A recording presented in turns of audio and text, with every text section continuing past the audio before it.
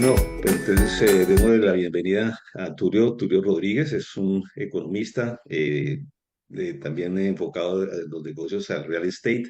Eso le permite tener una visión de no solamente la panorámica del real estate, sino la panorámica de todo lo que está pasando en otros sectores.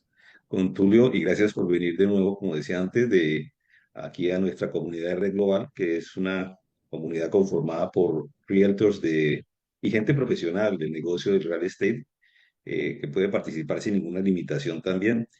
Es una ventaja que tienen información de primera mano de las personas, como en el caso tuyo, que son profesionales y expertos en sus áreas. Yo soy Omar Jiménez Cano, para quienes no me conocen. Fundé esta comunidad hace ya más de 18 meses y estamos reuniéndonos de lunes a viernes a las 9 de la mañana, excepto los días festivos. Entonces, el próximo lunes, el lunes festivo, el St. Patrick's Day, entonces ahí no estaremos, ¿no? Eso toca tenerlo en cuenta. También vamos a tocar un tema el jueves, para los que están llegando, como decía el fantasma, los que veíamos las tiras cómicas también en papel. Entonces, para los que llegan ahora, entonces les contamos también que este jueves tenemos reunión con un abogado especializado en las visas EB5 y vamos a hablar algo también sobre la Golden Visa, que es algo que ha movido el piso porque estos días está en mucha incertidumbre, si se le puede decir así, ¿no?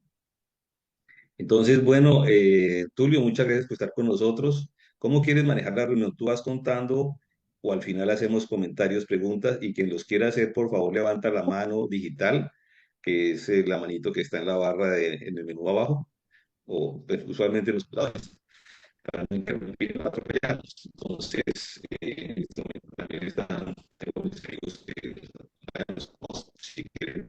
Ellos son los que van a dar entrada en Estás cortado. el.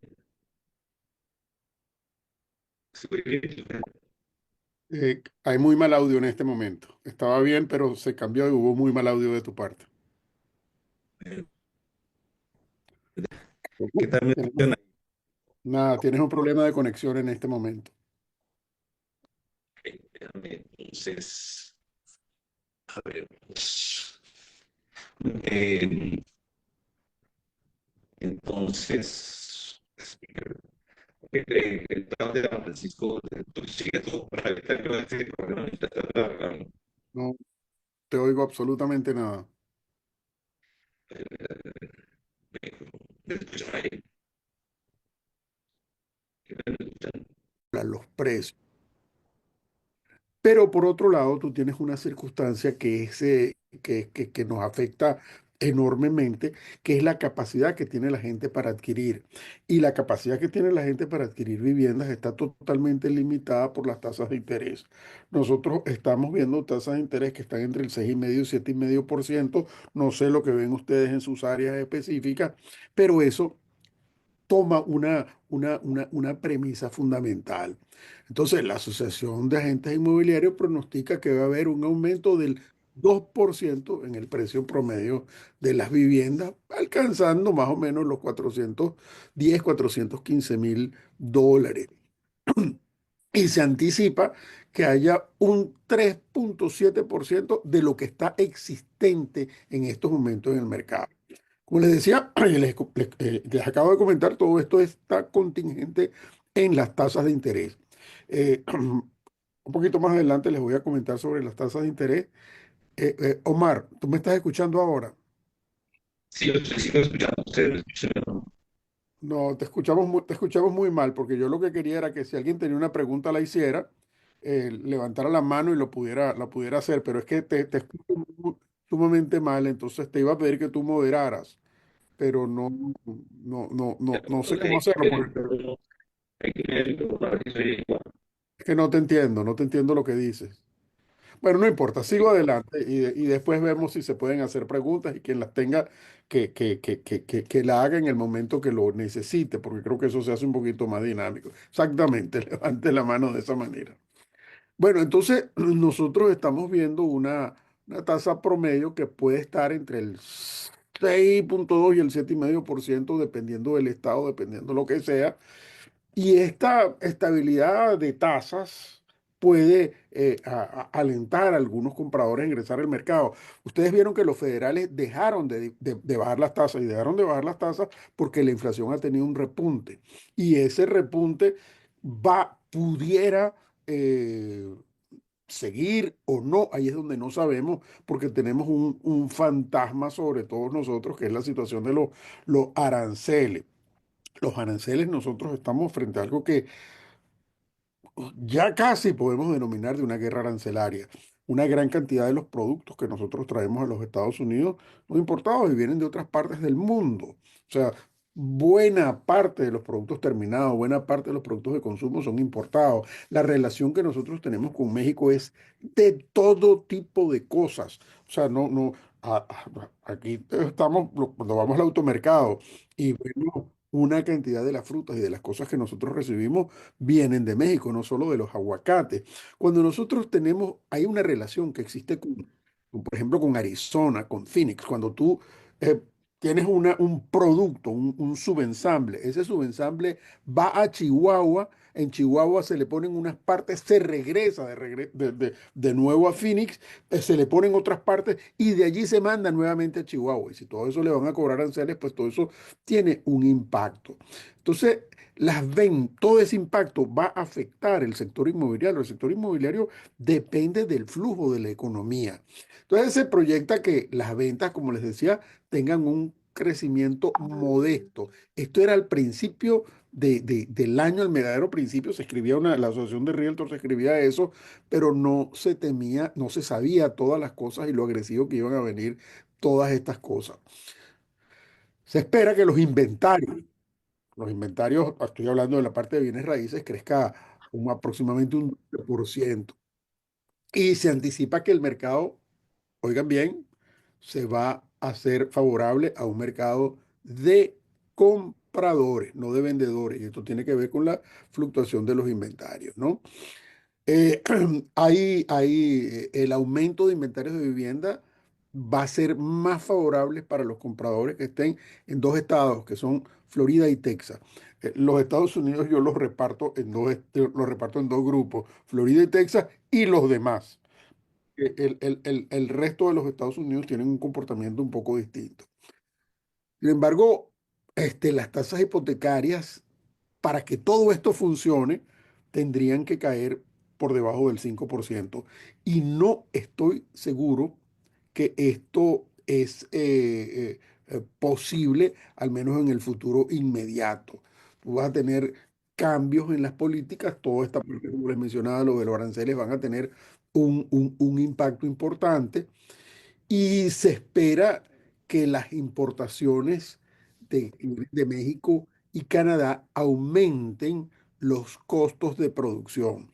Bueno, ustedes tienen que entender, cuando yo me dedico a la construcción de eh, comunidades de alquiler, de rental communities, y más que todo tengo como los últimos 8 o 9 años trabajando en el estado de Texas. Yo trabajé muchos años en la Florida y teníamos una compañía inmobiliaria de real estate, teníamos una compañía también de financiera donde hacíamos el financiamiento de las hipotecas y de los inmuebles. Ahora me dedico a otra cosa sustancialmente, que es a la construcción de esto. Uno ve que los subcontractors, que es la gente a la que uno le adquiere los materiales, todo esto, eh, buena parte de los elementos de las cocinas, todo esto viene del oriente. Uno ve que, por ejemplo, viene la compañía de electricidad que va a instalar los transformadores, entonces hay escasez de transformadores. Los transformadores y las partes de los transformadores también vienen de China. Uno ve que la integración con el mundo de toda una cantidad de cosas para la parte de construcción vienen del extranjero. Hay cosas que se fabrican en los Estados Unidos, pero una buena parte no.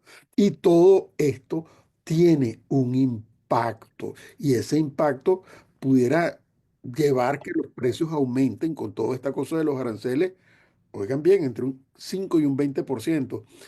Y los bolsillos de las personas son susceptibles.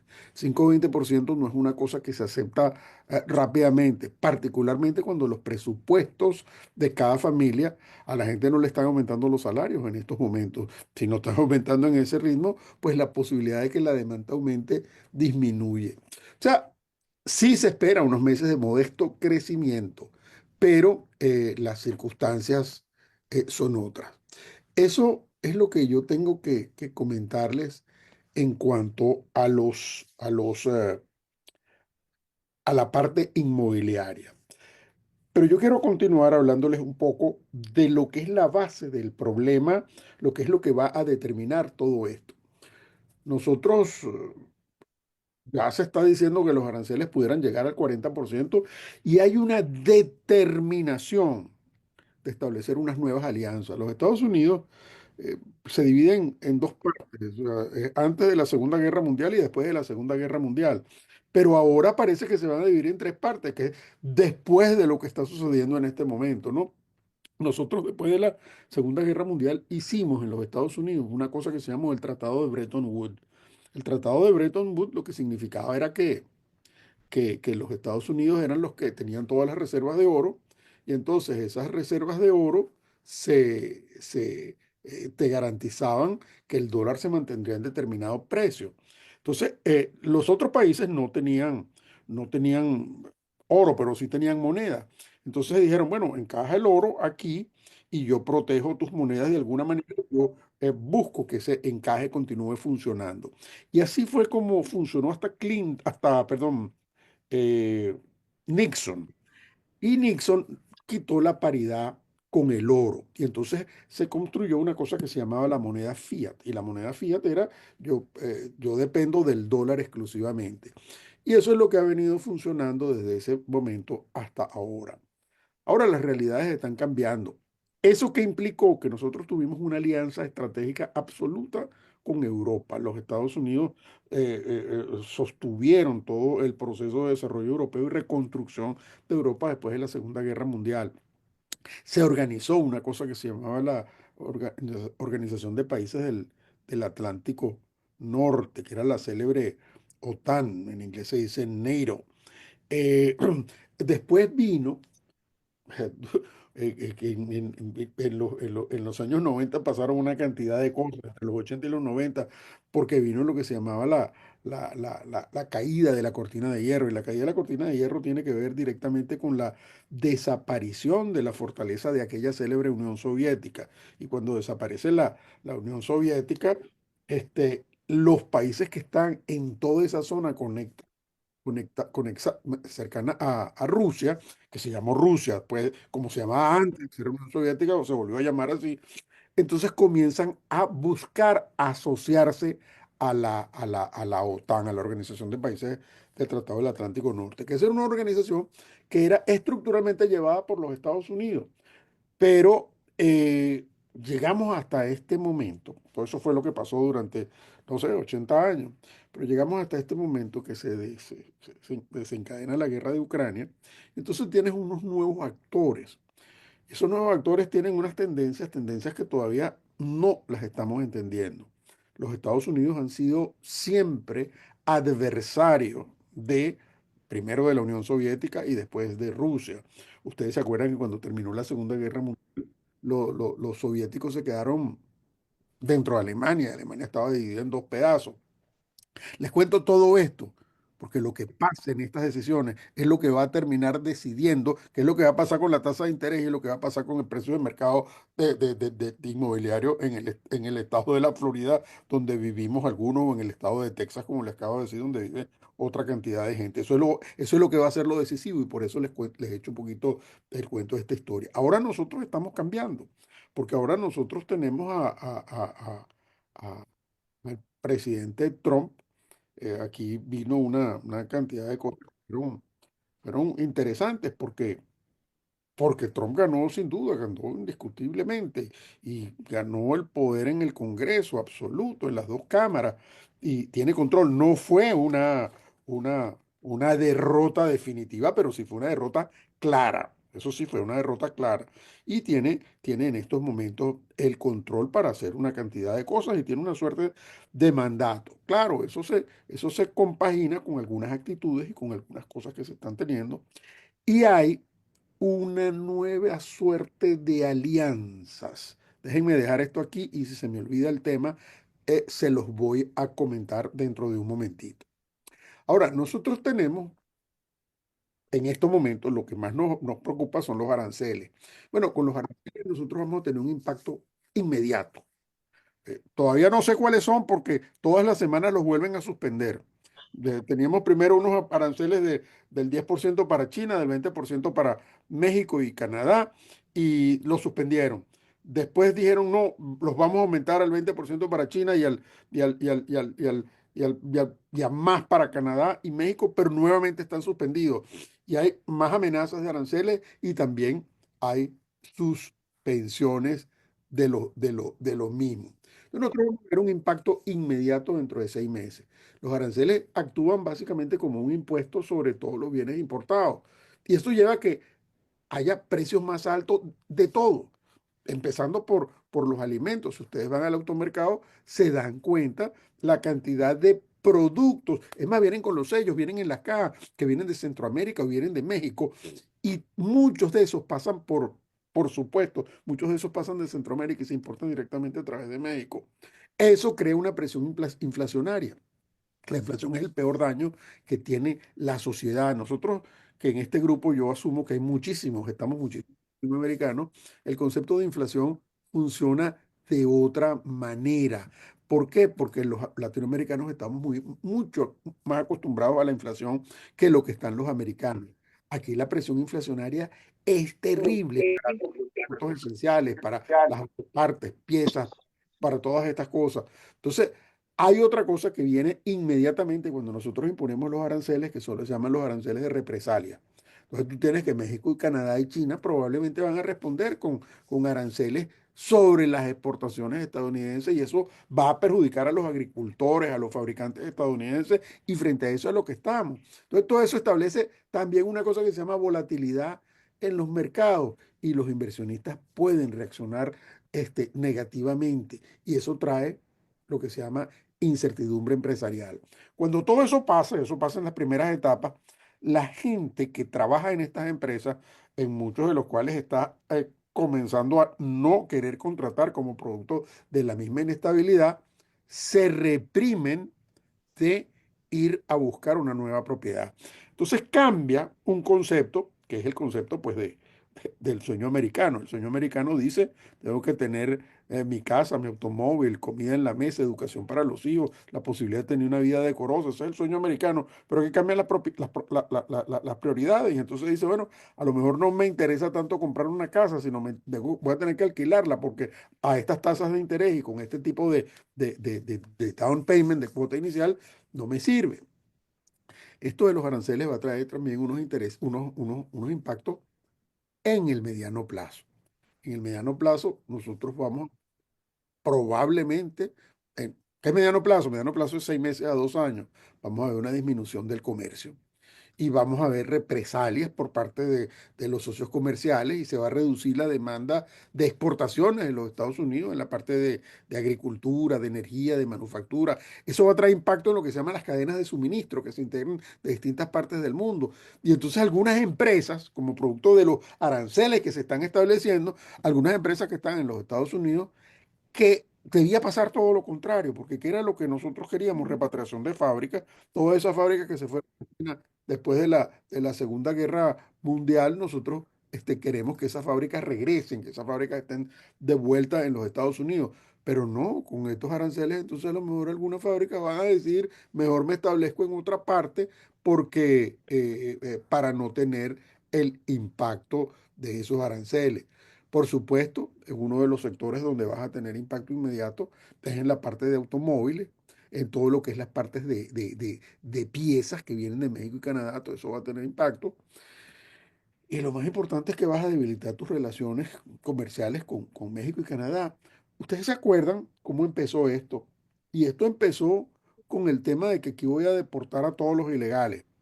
Y entonces se le mandaron unos aviones indocumentados al presidente en Colombia y el presidente en Colombia se puso ríspero y aquí se le contestó de una manera muy fuerte y el presidente de Colombia echó para atrás. Y eso es lo que está viendo el mundo entero. Por supuesto que eso cuando tiene el impacto que está teniendo entre México, Canadá y los Estados Unidos, esto se llamaba el área de libre comercio. Estos son nuestros socios básicos. Entonces tú dices, bueno, ¿qué es lo que está pasando? Aquí hay un cambio completo en la tendencia. Cuando yo veo eso, bueno, yo que me dedico a vender casas, que me dedico a dar el servicio en el mercado de inmobiliario, en mi caso me dedico a la construcción de viviendas de alquiler, este, uno dice, ¿cuál va a ser mi impacto? Porque esta inestabilidad me va a impactar. Eso necesariamente en el transcurso de los próximos 6 meses a 2 años, si continúa, si persiste toda esta situación, va a reducir la inversión empresarial. Ahora, después tenemos, imagínense que la situación perdure y la situación se mantenga hace más de 2 años y estemos con este mismo tema de los aranceles y todavía estén altos y no y entremos en ese proceso de que se llama una guerra comercial. Bueno, entonces vas a tener lo que se llama una inflación estructural, no coyuntural, que es del momento, que es por las acciones del momento, sino coyuntural, una inflación permanente, porque los aranceles van a traer el costo a los consumidores. Entonces sí vas a tener unos niveles más altos de desempleo. Nosotros aquí estamos aterrados cuando pasan cosas que el desempleo está por encima del 3%. Claro, durante la pandemia el desempleo llegó al 8, al 9%, pero eso se vino controlando y se vino controlando y se vino controlando. Sin embargo, nosotros pudiéramos ver esos niveles de desempleo de nuevo subir.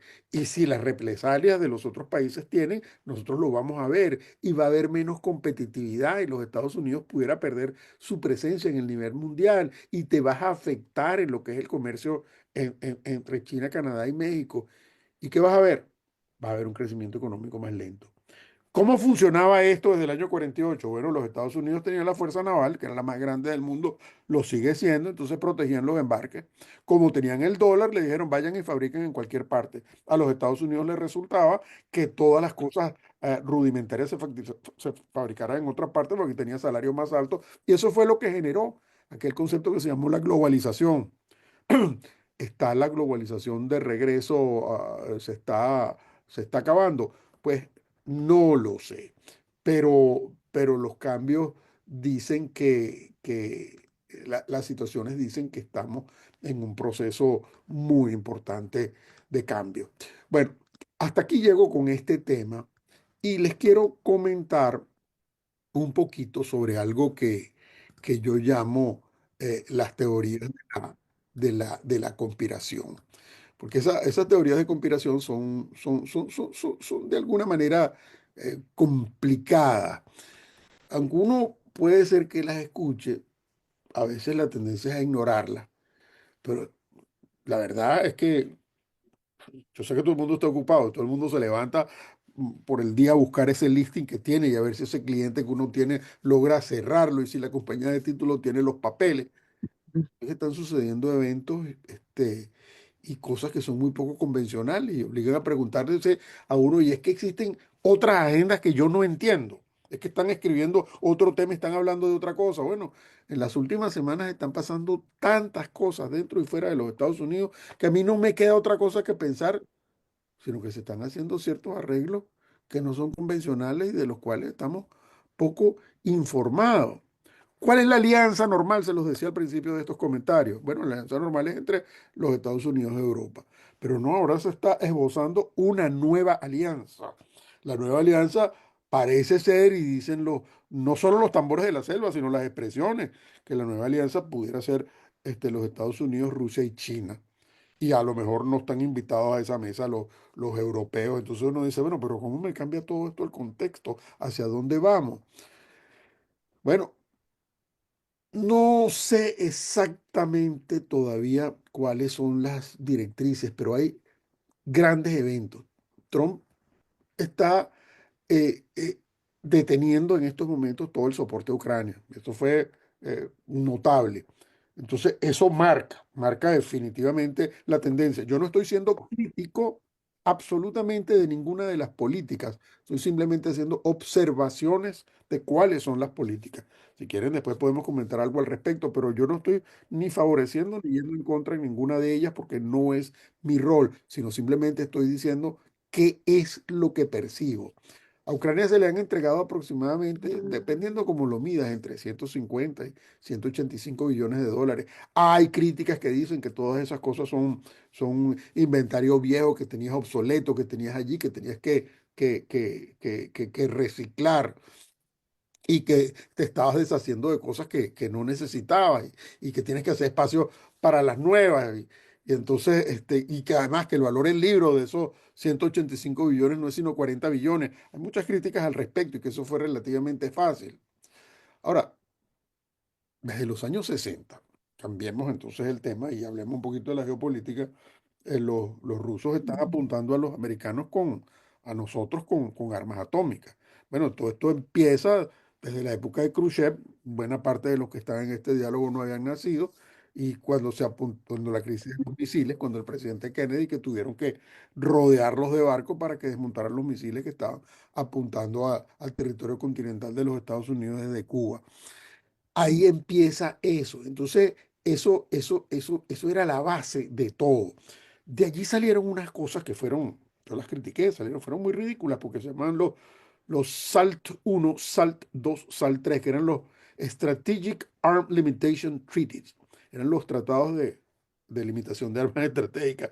Eran muy cómicos porque esos tratados, digo cómicos en este momento pasado en la historia, porque esos tratados lo que regulaban era el poder de remate, el overkill power. Overkill power es, yo te permito que tú tengas ojivas atómicas suficientes para matarme a mí 10 veces, mientras que yo solo puedo tener ojivas atómicas para matarte a ti 7 veces. Esa era la ley del tratado.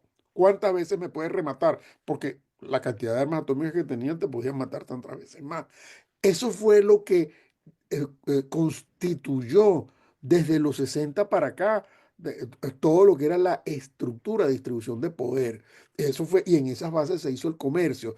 Y entonces en esas bases se estructuró Europa. Hoy estamos frente a una cosa distinta. Si fuese a haber una guerra con cualquier lado en los próximos 30 años, eh, tiene un chance importante de ser que los enemigos son los rusos y el hecho de haber tenido a los ucranianos para pelear con los rusos, eso es un triunfo de seguridad nacional para los Estados Unidos porque no tenías tú que estar de frente. Sin embargo, te involucraste en la guerra porque tenías a tu socio en la OTAN y por eso lo hiciste. Hoy en día hay un llamado muy importante de los Estados Unidos directamente de retirarnos de la OTAN y ustedes ven en la nueva administración que ha dicho eso. Y eso puede tener consecuencias dramáticas y de ahí eso puede traer todo tipo de ramificaciones. ¿Por qué yo les estoy echando toda esta historia? Bueno, porque toda esta historia es la base de la historia de ustedes cada día, de lo que pasa. Ahora nosotros tenemos al señor Elon Musk. Ellos crearon esto que se llama Dodge. El señor Elon Musk es una de las personas que tuvo necesariamente mucho que ver con el triunfo del señor Trump y le donó cualquier cantidad de dinero, particularmente en la última parte de la campaña electoral. Pero hablemos de Dodge un momento. Nuevamente, no estoy tomando partido, estoy simplemente nombrando facts. Se han recortado, todo lo que se ha hecho en estos momentos, se han recortado unos 30 billones de dólares con esto de Dodge de un presupuesto de 7 trillones de dólares. Y eso es lo que se ha removido. Lo que han despedido es el 1% de toda la fuerza federal. Tú tendrías que despedir del 20 al 25% de la fuerza federal para bajar el 1% del presupuesto. La mayoría del problema, yo siento que no es por ahí. La mayoría del problema es por algo que a muchos de nosotros nos eh, estamos afectados directamente, que tiene que ver con Medicare, Medicaid, Social Security. Eso se llaman los entitlements, que no, que es lo que te genera el grueso de la deuda y el grueso de los problemas financieros de los Estados Unidos. Y eso no lo estás atacando. Claro, eso es muy difícil de atacar. Entonces, esas son las realidades que nosotros estamos viviendo en este momento y todas estas cosas, de alguna manera, nos van a impactar en nuestro trabajo cotidiano. Yo nunca soy lúgubre y nunca trato de presentar circunstancias oscuras, pero yo recuerdo claramente cuando, y alguna vez que hablé con ustedes, les comentaba, cuando había por aquí en los años 90, que habían todos aquellos programas de financiamiento que tiraban el dinero a la calle los bancos y tenían aquellos programas de financiamiento de amortización negativa. O sea, yo pago, pero cada vez debo más. Y entonces los préstamos no se terminaban nunca de pagar. Habían todas aquellas sectores, second tier, sectores secundarios de la banca que prestaban dinero para toda esta situación. Eso fue lo que sucedió. Eso no está presente hoy por hoy.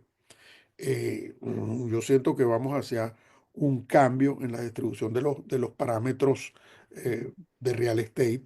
Yo siento que claro, para yo tener tasas de interés más bajas, y aquí es donde yo tengo una gran duda, porque aquí les voy a decir algo que a lo mejor les digo algo que está equivocado.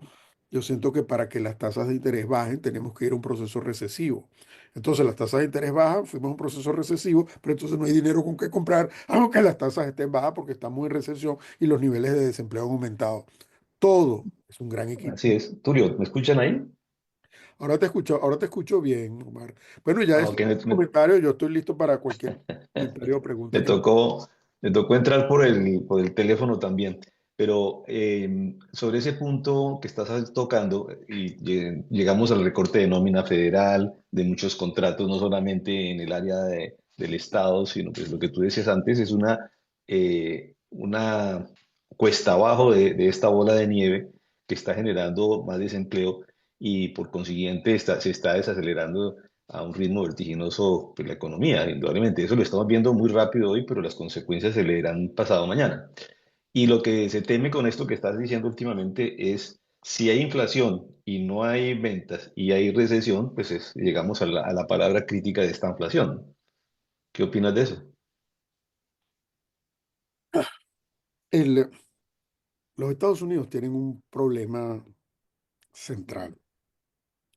Y vuelvo a un comentario que alguna vez no, siempre que he tenido participación en los medios lo he hecho. Esto es una mesa que tiene tres patas, ¿no? Tiene una pata muy fuerte que es el sector militar, tiene otra pata muy, muy fuerte que es la economía de consumo.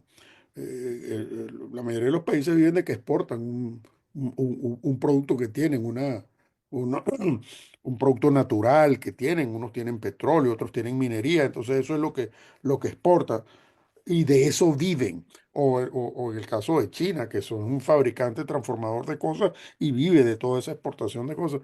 Los Estados Unidos también exportan, pero ellos no viven de exportar. Aquí la economía no funciona de la exportación, que sí hay mucha exportación. Aquí la economía vive de lo que se llama la economía de consumo, de que aquí todo el mundo tiene una tarjeta de crédito y compra cualquier cantidad de cosas en los mercados todas las semanas y eso es lo que sigue generando el ritmo. Bueno, y tienes por supuesto el medio de pago que es el dólar. Esos son los tres elementos básicos.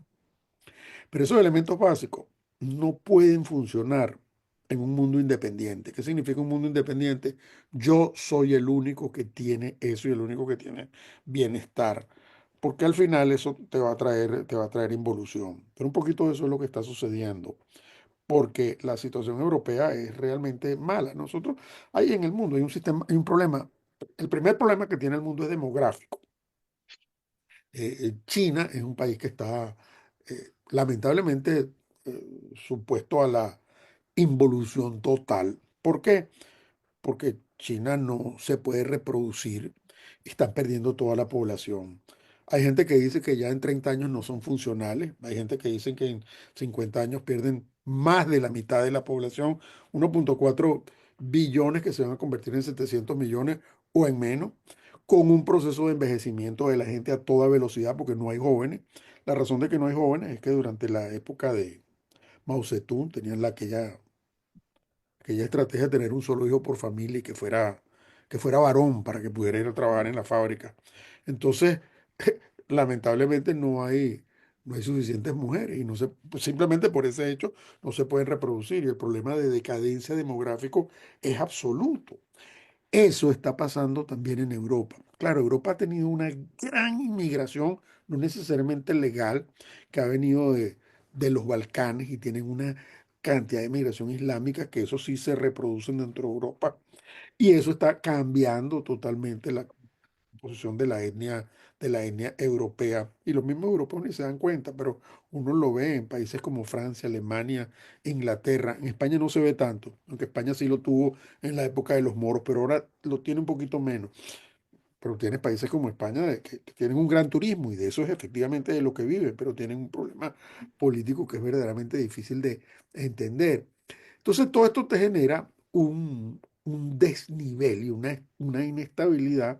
Y fíjense que les estoy hablando aceleradamente porque el tiempo se nos acaba y les quería comentar toda esta cantidad de cosas que son las que determinan.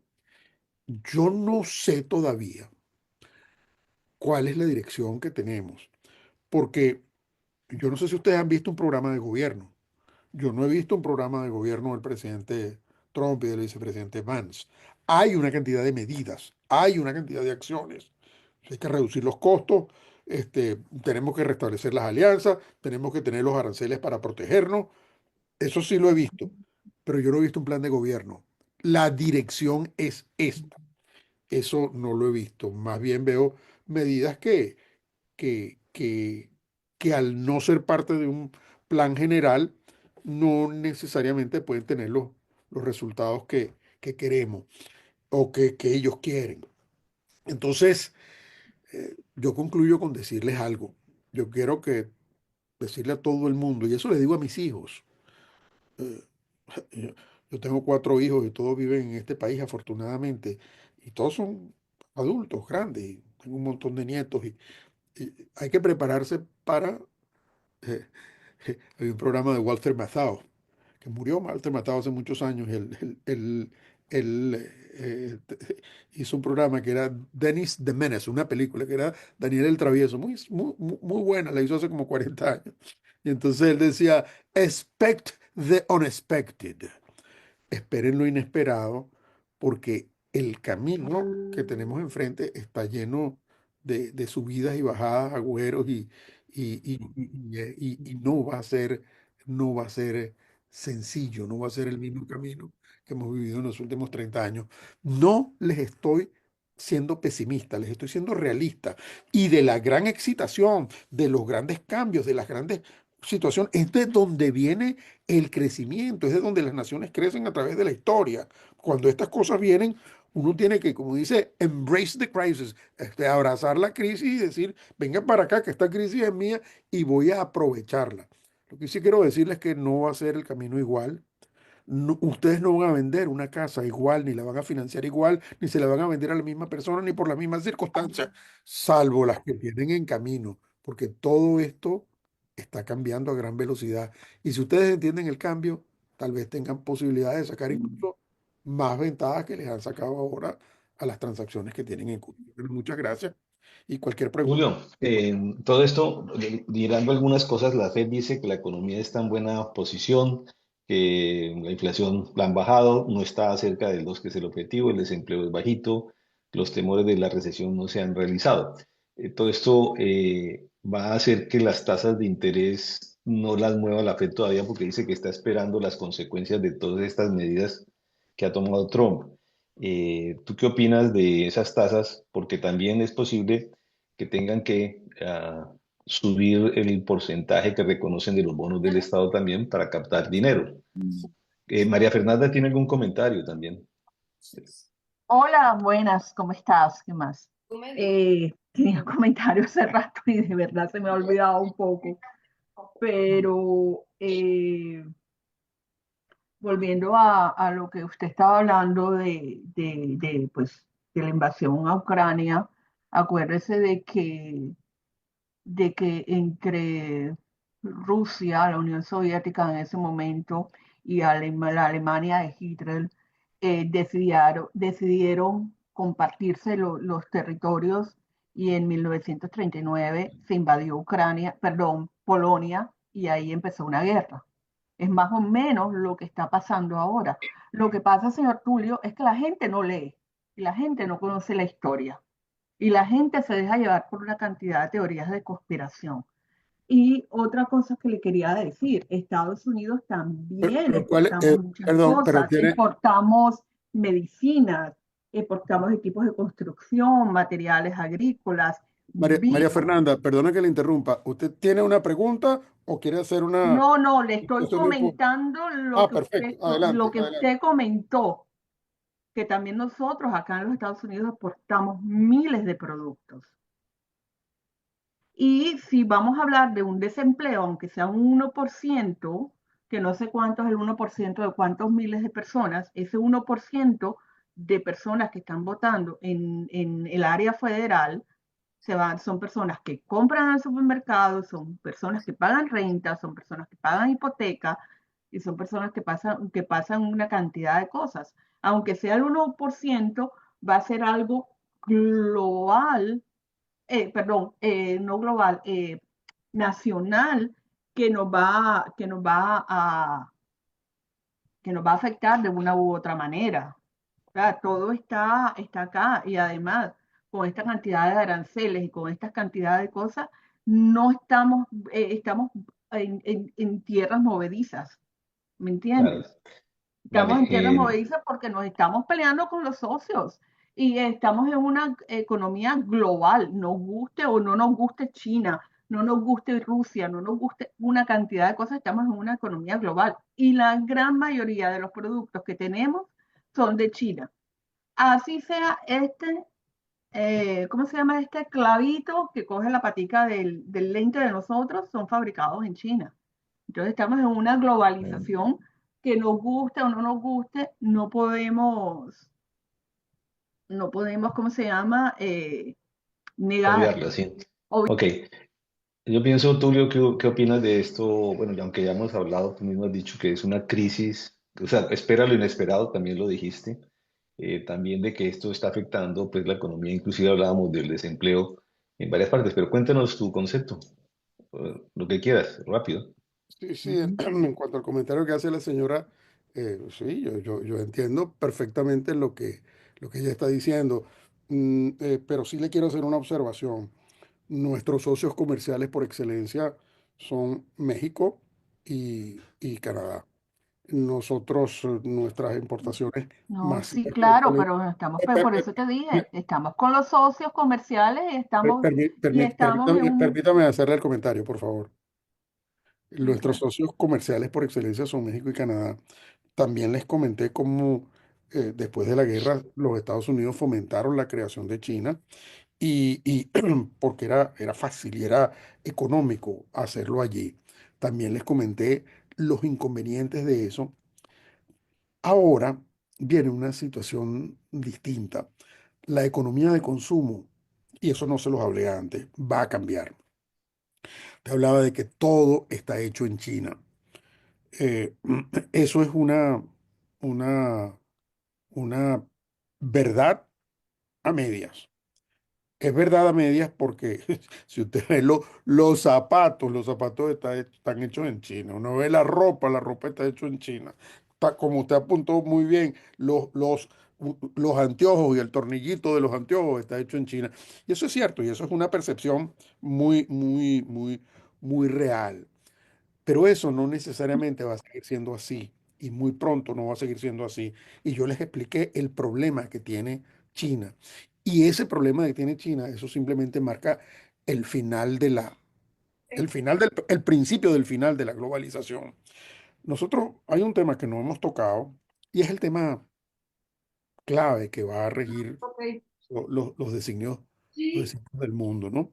Yo no sé si ustedes vieron esta compañía DeepSeek, una compañía china que tiene, Inteligencia artificial. que tiene todos los avances en inteligencia artificial. Después hay otra compañía que está en Taiwán que se llama TSMC. TSMC es la que hace los Chips. chips y los semiconductores, que por supuesto su cliente principal es la compañía Nvidia. Los Estados Unidos, yo vengo insistiendo hace mucho tiempo, están dando pasos aceleradísimos para que todo el proceso de inteligencia artificial sea en los Estados Unidos y para que se comience a fabricar. Ya hay una inversión, creo que son 400 millones que están en Denver para fabricar chips aquí. Eso es poquito en relación con lo que tendrían que hacer, tendría que ser mucho más grande, pero sí hay unos niveles de conciencia. Yo pienso que nosotros no tenemos que tener todas las fábricas aquí, ni tenemos la capacidad para tener todas las fábricas aquí. ¿Por qué? Porque aquí el nivel de vida es otro, aquí los sueldos son otros y además no nos interesa. Hay una cantidad de cosas que se deben seguir fabricando donde sea más eficiente y efectivo hacerlo, pero si hay industrias básicas. Y ya industrias básicas cambia el nombre, porque industrias básicas ya no es lo que se considera industria básica. Hoy en día una industrias básicas es, por ejemplo, todo lo que sea la promoción de la inteligencia artificial y toda la promoción de la infraestructura para eso, porque eso es lo que va a regir nuestras definiciones. Ya, esto, en 10 años, el mundo que vamos a ver, ni lo vamos a reconocer por, por cómo va a haber cambiado la interacción. ¿Qué es lo que se está definiendo? ¿De dónde viene esa interacción? ¿Quiénes van a ser los nuevos socios? ¿Cuáles van a ser? Yo no estoy en estos momentos porque este no es el venue. Por supuesto que tengo posiciones, pero yo no estoy en esta conversación favoreciendo a una posición o a otra. Y se los dije desde el principio. No es el caso. Simplemente los estoy haciendo alerta de cuáles son las distintas cosas. Pero lo que sí es cierto es que todo lo que regía la industria para la que ustedes trabajan, en la industria inmobiliaria, va a cambiar de una manera dramática en los próximos años y meses. Va a ser cambio hasta por hora, Tulio. Bueno, muchas gracias a todos. Yo sé que John tiene algún comentario y otras personas más, pero ya son las 10:05. Buscando respetar los horarios, John, entenderás esto. Te agradecemos mucho y a todos. Y bueno, tenemos que suspender. Y Tulio, estás invitado para continuar con nosotros en otro momento que tú lo consideres también y que nosotros te levantemos la mano para que nos ayudes también en esto.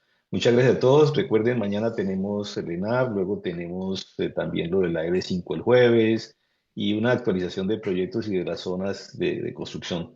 Muchas gracias a todos, Tulio, de verdad especialmente para ti y a todos por haber estado presentes y seguiremos compartiendo esta información. Como tú dices, los cambios son de días, meses y muy rápido y eso nos obliga a estar actualizados. Tulio, si quieres hacer el último comentario y John, disculpa que tengamos que cerrar. No, simplemente muchas gracias, Omar, por la oportunidad de compartir. Gracias a toda la audiencia por el interés y haber participado. No me jacto de tener la razón. De hecho, yo soy una persona que me equivoco con frecuencia, porque opino con frecuencia. Y eso sucede, y lo digo con humildad. Sí siento que estamos en este proceso. Y con el mayor de los gustos, pues, si alguien quiere, yo lo puedo afiliar a la media donde comparto y con el mayor de los gustos en el futuro pues recibirán algún artículo o los videos que hacemos. Muchísimas gracias, muchos saludos y hasta la próxima.